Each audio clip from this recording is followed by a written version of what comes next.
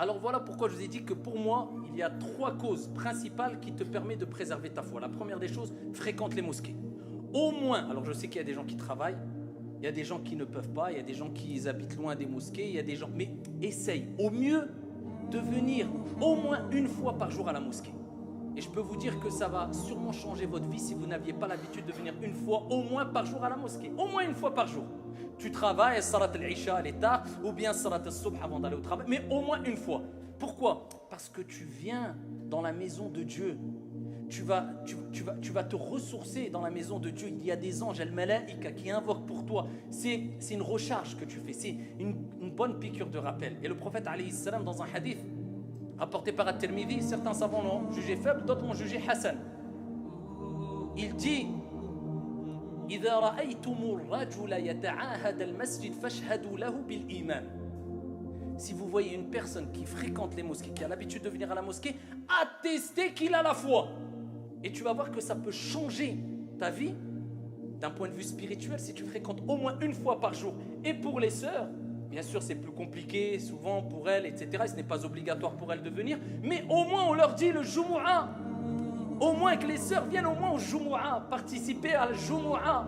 Cette prière qui est pleine de barakat, de bénédictions, afin d'écouter un rappel. Si Allah a voulu qu'on ait un rappel par semaine, c'est qu'il sait que l'être humain a besoin d'au moins ça. Au moins un petit rappel, une piqûre de rappel dans la semaine. Parce que toute la semaine, on est noyé dans la recherche de l'argent, les projets, ce qui est noble, les projets, construire, les responsabilités familiales, etc., etc.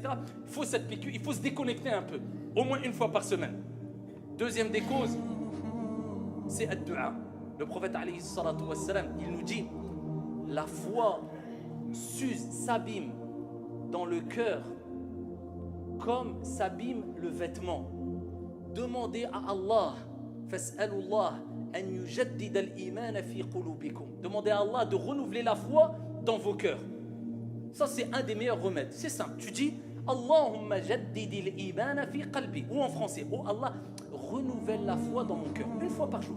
Allez, prends ça comme une ordonnance. Minimum. Une fois par jour, tu demandes à Dieu de renouveler la foi dans ton cœur. C'est le prophète alayhi salam qui l'a dit. Allahumma jaddidil imana fi qalbi. Et cela, on l'avait déjà cité dans des précédents sermons. Et la troisième des choses, qui est simple aussi, c'est dhikrul maut, le rappel de la mort. Parce que dunya qasiratun mahma talat. Même si tu vis 100 ans, 120 ans, wallahi, la vie, elle reste courte. Même si tu vis 140 ans, ça reste court.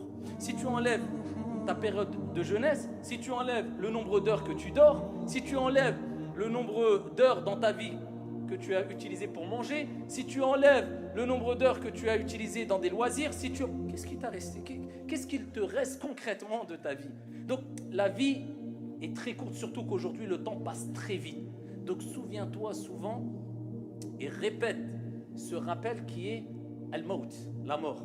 Ça ne t'empêche pas de vivre, d'être heureux, d'être épanoui, d'être ouvert, mais toujours cela devant toi. Dans tous les cas, je dois mourir, donc je dois me préparer sereinement et sagement à rencontrer mon Seigneur Tabaraka wa Ta'ala dans l'au-delà. Alors si tu respectes ces 3 choses, une relation avec la mosquée, ad-du'a et te rappeler de la mort, je peux t'assurer que bi'idhnillah azza wa jal, tu vas préserver ta foi.